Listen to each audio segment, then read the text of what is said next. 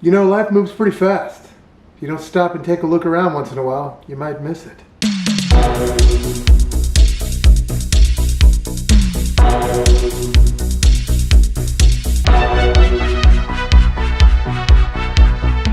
Bueller. Ferris Bueller. Hola, muchachos and muchachas. I don't know why I said it like that. I guess because I'm in Texas. Thanks for coming back for some more hot, fresh popcorn. If you watched last episode, it was about the National Lampoon's Vacation. And that was one of two John Hughes films I'm going to be covering that was only written by him. But this one, we're back in action again, written and directed by John Hughes, and the music by Ira Newborn. And it takes place again in the suburbs of the Chicago, Illinois area. So John Hughes wrote this one in 6 days. That's crazy. That dude was a genius. He just knew how to connect through film. This is a close second to Breakfast Club. The Breakfast Club is just so good to me because of the way it resonates throughout time. No matter what year it is, people are always going to have those feelings and emotions like they did in Breakfast Club. This one's a little bit more party-oriented. Just like all John Hughes movies, it just starts off with a situation in the day of, and in this movie, it's actually called Ferris Bueller's Day Off. It all takes place in one day, and it's basically about him pretending to be sick, going to get his best friend, checking his girlfriend out of high school, his sister's hating it, she knows about it, and basically he's trying to hide it from his parents the whole time and just have this awesome, glorious day that's unforgettable. They dial it back a little bit more in this one from Weird Science as far as that kind of over-the-top, goofy tone. This one has a couple of satire-type moments in it, just like all John Hughes films, but whereas Weird Science was really unrealistic and over-the-top, this dials it back to a realistic story, something you believe that could happen. And it pretty much just focuses on three main characters: Matthew Broderick's character, Ferris, Alan Ruck's character, Cameron, and his girlfriend, Sloane, played by Mia Sara. She was in Tom Cop. Lisa, don't turn around. Why? What's wrong? It's okay. Yeah, they damn. And she shows boobs. One of the reasons those three characters work so well together is that Matthew Broderick and Alan Ruck, Cameron and Ferris, they were actually buddies before this movie. They got the roles at the same time. Very much so. I've enjoyed playing the part of Cameron very much. I'm not sure if they were auditioning for the same role, but when they both got hired for the roles, they were like, oh man, we're already friends, this is awesome.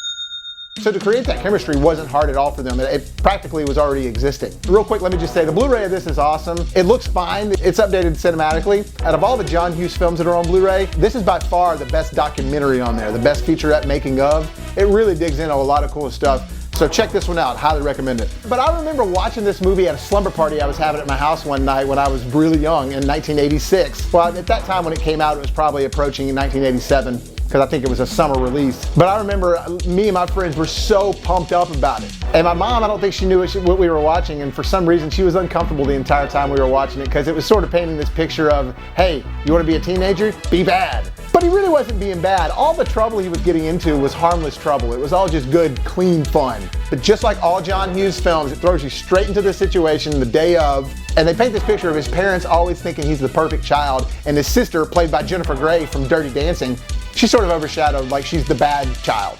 Annie, you're not going to school like this now. Oh, fine. What's this? What's his problem?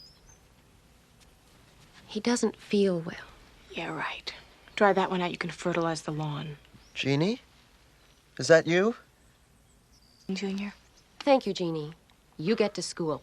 But as soon as it starts off and the parents leave, you're immediately thrown into the badass that Ferris is. He's got this awesome room, just has all this cool electronic stuff, synthesizers, sports stuff, video games. They bought it. Literally any kid that saw this movie immediately within 5 minutes wanted to be Ferris. And it starts off with him breaking the fourth wall. He's always breaking the fourth wall. But it starts off with that classic line. Life moves pretty fast.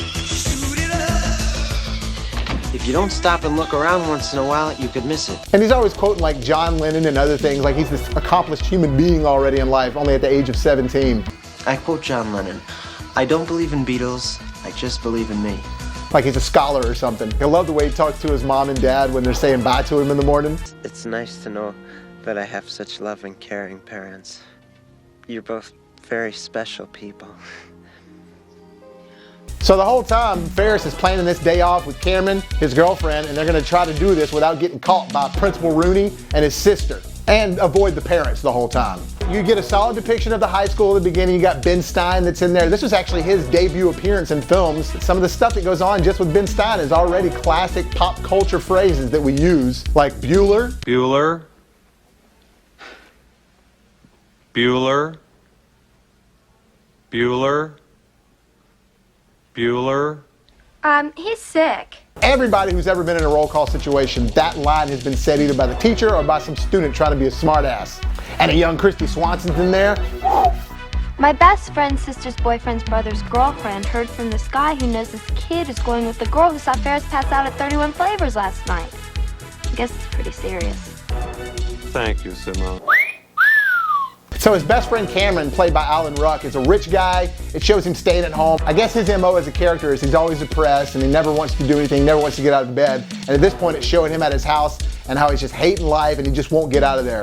And Ferris is calling him, trying to get him out of bed. And I love the dynamic because when it shows Ferris, he's all like beachy looking, laying out, enjoying the sun, and it's got this awesome music. And when it goes back to Cameron, it gets real drab and it's dark. And they do it back and forth. It's a very funny way that John Hughes handles the editing to get some comedy right there. You can't, stupid. I'm sick.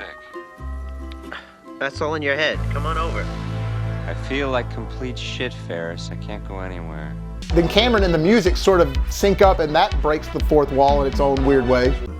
When Cameron was in Egypt's land, let my Cameron go.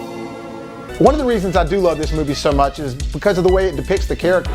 Just like The Breakfast Club, you really dive into what's going on in these guys' lives. You get a life in the day of. And Principal Rooney, played by Jeffrey Jones, that guy is the perfect sleazy antagonist in any movie.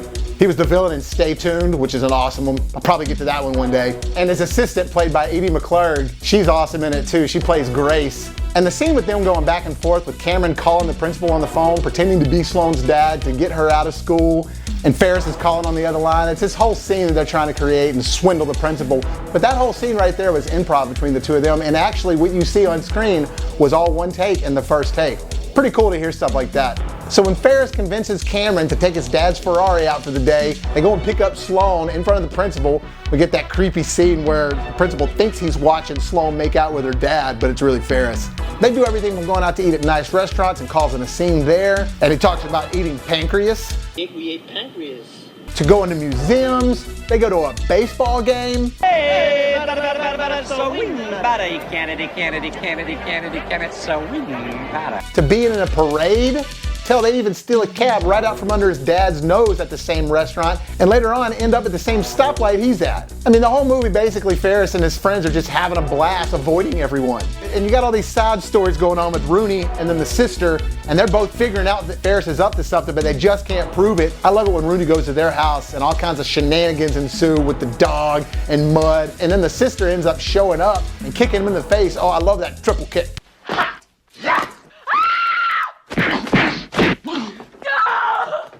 His mom even comes home from lunch to check on him at some point, and he's got a whole thing rigged up in his room, like a dummy system set up with sound effects on his tech stuff.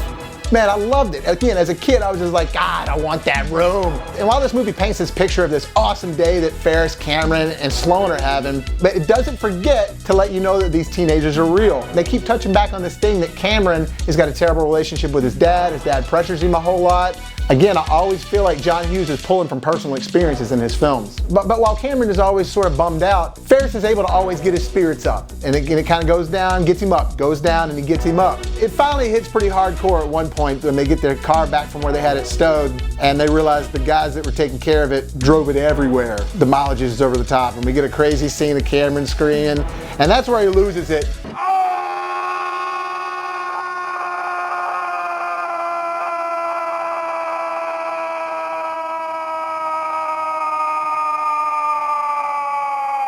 And it really gets a little serious for a moment. He starts talking about his home life, starts talking about how his dad pressures him a little bit. There's even like a scene where they're at the pool where they think he's trying to drown himself, but then it gets lighthearted again. Come on, wake up! Hey! While getting a little serious at moments like The Breakfast Club did, it doesn't go quite as deep as The Breakfast Club. It just kind of touches on it, shows that it's real, especially the scene when they get the car back to the house and Cameron really starts opening up and losing it, and he kicks that car out of the window.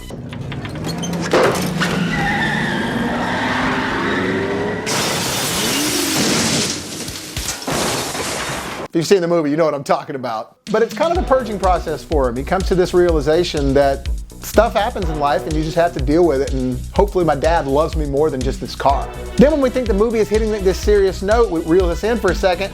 Then it gets fun again with Ferris trying to beat the sister in the parents' home, and the mom has just picked up the sister from the police station where she was filing a police report and ends up falling in love with a Charlie Sheen. Yeah, there's a cool little cameo with Charlie Sheen in this. Also, another funny side note about that running scene at the end with Ferris trying to beat his parents home. He almost didn't get to do that scene because he had a crazy knee injury at the time. Same thing with the parade scene. Most of what you see in the scene at the end is a stunt double, and then the parade scene, they just changed the choreography up completely so he could do it without hurting his knee. There were supposed to be like knee slides involved, all kind of stuff. Which, by the way, I love that parade scene. That's one of the most unique scenes to ever exist in like cinematic / Hollywood history. With them filming a big event of a parade that day, that was a real parade they were able to just come into and kind of tap into for a second. So that's really cool to see that. That's sort of like history right there when you see that shot. And while he's running to try to beat his parents home, there's so many classic scenes that are now either in famous 80s montage or movies have parodied this scene, just like they did that scene with Christy Brinkley in Vacation. When he's running past the two girls in the bikini and he slows down to talk to them for a second. Hi, how you doing? Ferris Bueller. Or when he's jumping over the trampoline and it's slow motion and he's just about to make it. Everybody's seen that, and again, they've done it in so many other films. And I love how the sister takes up for him in the end and she saves his ass from Principal Rooney almost catching her because she basically blackmails him. Thank God you're all right. You know, we've been worried sick about you. And it makes it in just in time for the parents to just, you need to stay home, you're sick. Awfully warm. Get well. He's got his parents fooled still, and he ends the movie with the line he starts it off with. Life moves pretty fast. You don't stop and look around once in a while, you could miss it. And it's over. And if this was not the first movie, it was definitely one of the first movies to do a post-credit scene. They actually have a scene of Rooney, Principal Rooney, trying to get on this school bus with all these oddball kids that he doesn't fit in with. And that's rolling the entire time the credits are rolling. And then when the credits are up, you get to see the scene of him coming back out and saying, what? That started a wave of post-credit scenes in movies that are still going on today. In fact, some people are disappointed if there's not a post-credit scene now. It's almost like it needs to be there, especially in the MCU. In fact, Deadpool did a parody of it at the end of the Deadpool film, of the Ferris Bueller's post-credit scene. Well, anyways, guys, that's it. I love Ferris Bueller's Day Off. It's probably my second favorite in the John Hughes film. It's a close second to Breakfast Club. After that, it's kind of even, honestly, with Weird Science being my least favorite. So Ferris Bueller's Day Off. That is some sly popcorn right there. Oh, look at that. Don't mind if I do. Solid flick, go check it out. I love you guys with all my heart, and definitely stay tuned for the next installment of the John Hughes Review Marathon. Planes, Trains, and Automobiles. Oh yeah. Well, once again, y'all are awesome. Look for BrassReel Brothers on Facebook. Look for BrassReel Bobby on Facebook. You can find me on Twitter, BrassReel Bobby at BrassReel. And remember, if life gives you lemons, make some hot, fresh popcorn.